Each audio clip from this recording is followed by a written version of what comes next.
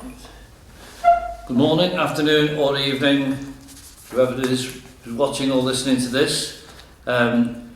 This plot is getting thicker. The dwarves and Bilbo are getting closer to their ultimate destination. They were made very welcome yesterday by the men from the island town. Now they're further on with their journey, so let's see where we're up to. Chapter 11, On the Doorstep. In 2 days going, they rode right up the long lake and passed out into river running, and now they could see the lonely mountain towering grim and tall before them. The stream was strong and they're going slow. At the end of the third day, some miles up the river, they drew into the left or western bank and disembarked. Here they were joined by the horses with other provisions and necessaries, and the ponies for their use that had been sent to meet them. They packed what they could on the ponies, and the rest was made into a store under a tent, but none of the men of the town would stay with them even for the night, so near the shadow of the mountain. Not at any rate until the songs had come true, said they. It was easier to believe in the dragon and less easy to believe in Thorin in these wild parts. Indeed, their stories had no need of any guard, for all the land was desolate and empty, so their escort left them, making off swiftly down the river and the shoreward paths, although the night was already drawing on. They spent a cold and lonely night, and their spirits fell. The next day they set out again. Balin and Bilbo rode behind, each leading another pony heavily laden beside him. The others were some way ahead, picking out a slow road, for there were no paths. They made northwest, slanting away from the river running, and drawing ever nearer and nearer to a great spur of the mountain that was flung out southwards towards them. It was a weary journey and a quiet and stealthy one. There was no laughter or song or sound of harps, and the pride and hopes which had stirred in their hearts at the singing of old songs by the lake died away to a plodding gloom. They knew that they were drawing near to the end of their journey, and that it might be a very horrible end. The land about them grew bleak and barren, though once, as Thorin told them, it had been green and fair. There was little grass, and before long there was neither bush nor tree, and only broken and blackened stumps to speak of, long vanished. They were come to the desolation of the dragon, and they were come at the waning of the year. They reached the skirts of the mountain, all the same, without meeting any danger or any sign of the dragon other than the wilderness he had made about his lair. The mountain lay dark and silent before them, and even higher above them. They made their first camp on the western side of the great southern spur, which ended in a height called Raven Hill. On this there had been an old watch post, but they dared not climb it yet. It was too exposed. Before setting out to search the western spurs of the mountain for the hidden door, on which all their hopes rested, Thorin sent out a scouting expedition to spy on the land to the south, where the front gate stood. For this purpose he chose Balin and Fili and Killy, and with them went Bilbo. They marched under the grey and silent cliffs to the feet of Ravenhill. There the river, after winding a wide loop over the valley of Dale, turned from the mountain on its road to the lake, flowing swiftly and noisily. Its bank was bare and rocky, tall and steep above the stream, and gazing out from it over the narrow water, foaming and splashing among many boulders, they could see in the wide valley shadowed by the mountain's arms and grey ruins of ancient houses, towers and walls. There lies all that is left of Dale, said Balin. The mountain sides were green with woods, and all the sheltered valley rich and pleasant in the days when the bells rang in that town. He looked both sad and grim as he said this.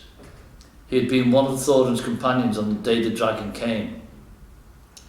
They did not dare to follow the river much further towards the gate, but they went on beyond the end of the southern spur, until, lying hidden behind a rock, they could look out and see the dark cavernous opening in a great cliff wall between the arms of the mountain.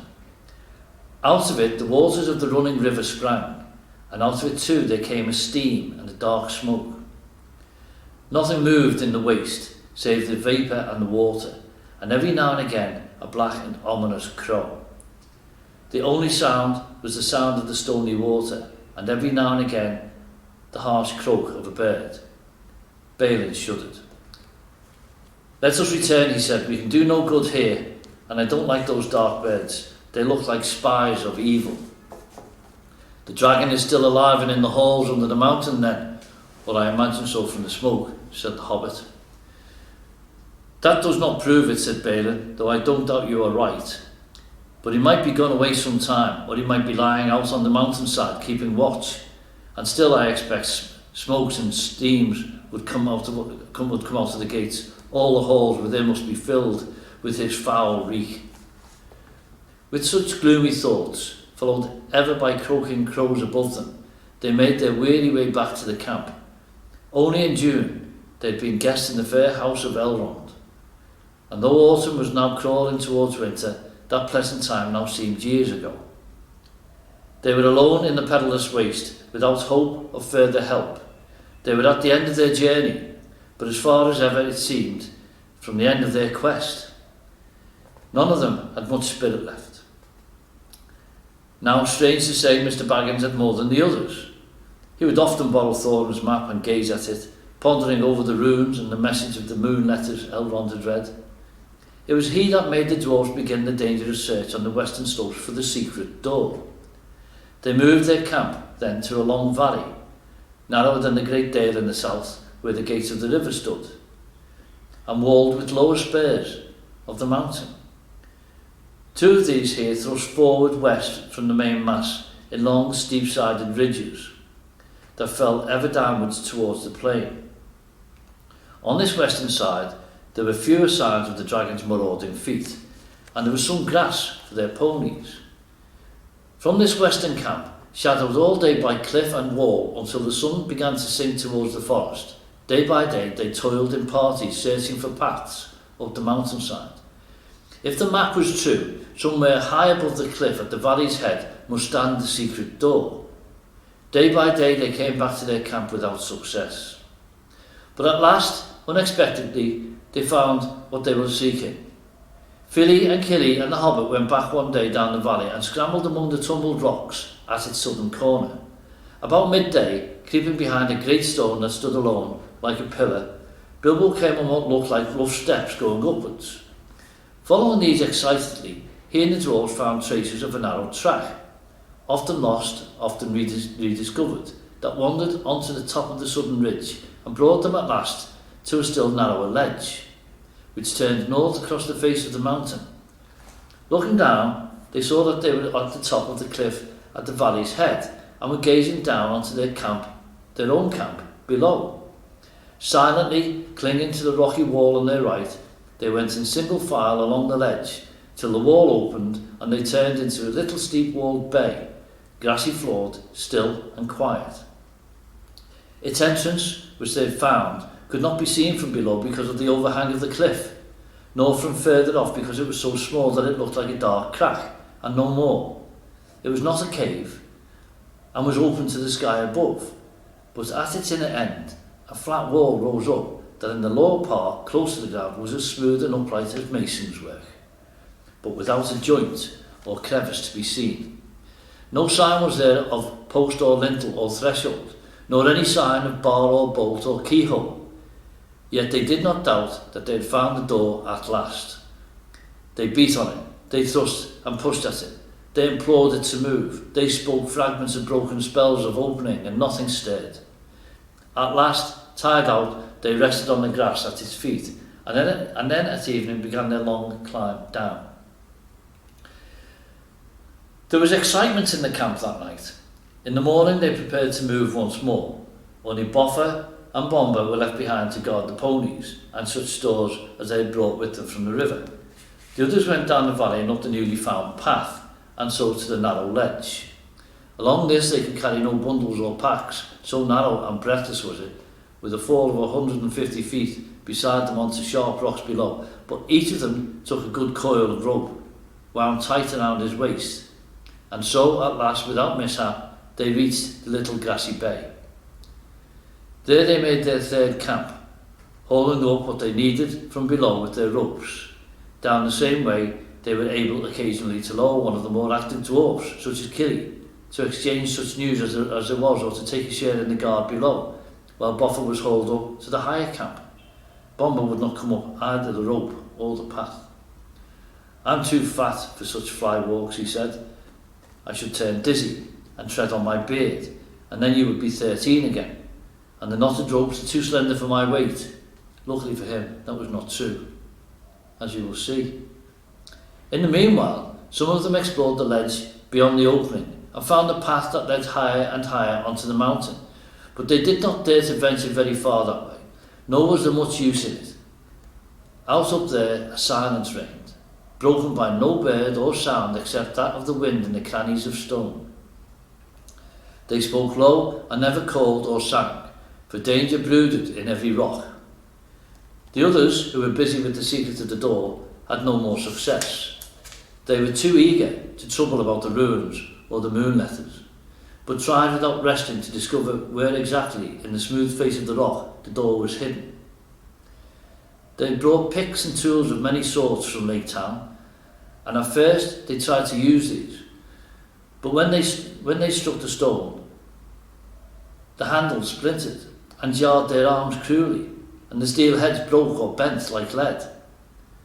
Mining work, they saw clearly, was no good against the magic that had shut this door, and they grew terrified too of the echoing noise. Bilbo found sitting on the doorstep lonesome and wearisome.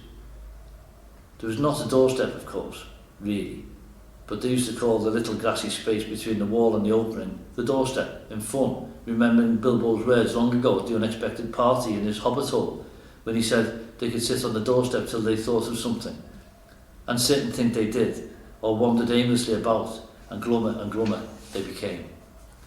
Their spirits had risen a little at the discovery of the path, but now they sank into their boots, and yet they would not give it up and go away. The Hobbit was no longer much brighter than the dwarfs. He would do nothing but sit with his back to the rock face and stare away west through the opening, over the cliff, over the wide lands to the black wall of Mirkwood, and to the distances beyond, in which he sometimes thought he could catch glimpses of the misty mountains, small and far. If the dwarves asked him what he was doing, he answered, "You said sitting on the doorstep and thinking would be my job, not to mention getting inside, so I'm sitting and thinking." But I'm afraid he was not thinking much of the job, but of what lay beyond the blue distance, the quiet western land, and the hill and its hobbit hole under it. A large grey stone lay in the centre of the grass, and he stared moodily at it, or watched the great snails.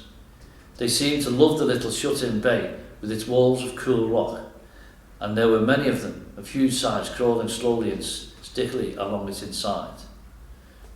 "Tomorrow begins the last week of autumn," said Thorin one day, "and winter comes after autumn,"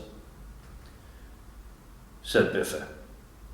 "And next year after that," said Dwalin, "and our beards will grow till they hang down the cliff to the valley before anything happens here.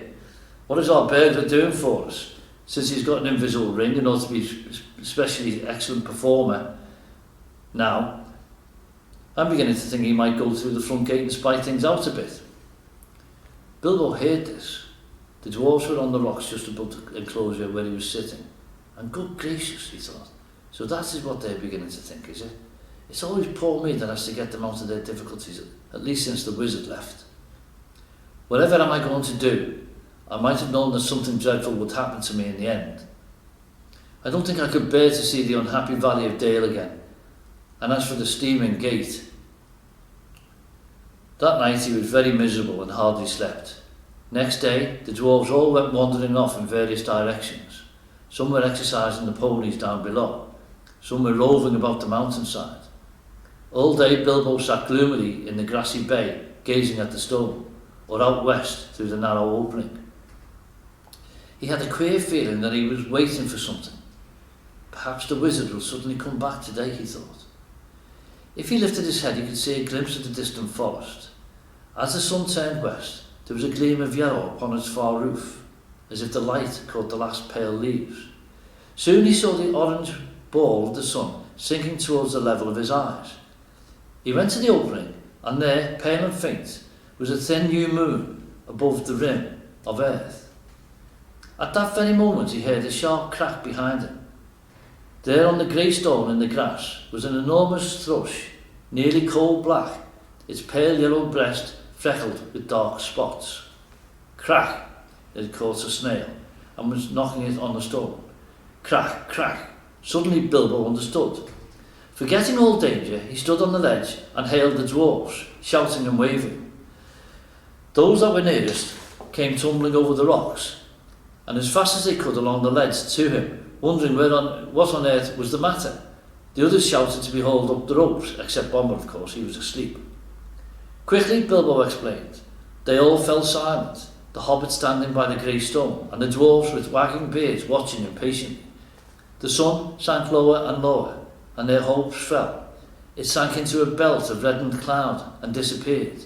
The dwarfs groaned, but still Bilbo stood almost without moving. The little moon was dipping to the horizon. Evening was coming on. Then, suddenly, when their hope was lowest, a red ray of the sun escaped like a finger through a rent in the cloud. A gleam of light came straight through the opening into the bay and fell on the smooth rock face. The old thrush who had been watching from a high perch with beady eyes and head cocked on one side gave a sudden trill. There was a loud crack.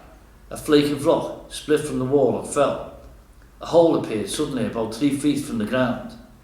Quickly, trembling lest the chance should fade, the dwarves rushed to the rock and pushed in vain. The key, cried Bilbo. Where is Thorin? Thorin hurried up. The key, shouted Bilbo, the key that went with the map. Try it now while there is still time. Then Thorin stepped up and drew the key on its chain from round his neck. He put it to the hole. It fitted, and it turned. Snap! The gleam went out, the sun sank, the moon was gone, and evening sprang into the sky. Now they all pushed together, and slowly a part of the rock wall gave way. Long, straight cracks appeared and widened. A door 5 feet high and three broad was outlined, and slowly, without a sound, swung inwards. It seemed as if darkness flowed out like a vapour from the hole in the mountainside, and deep darkness, in which nothing could be seen, lay before their eyes.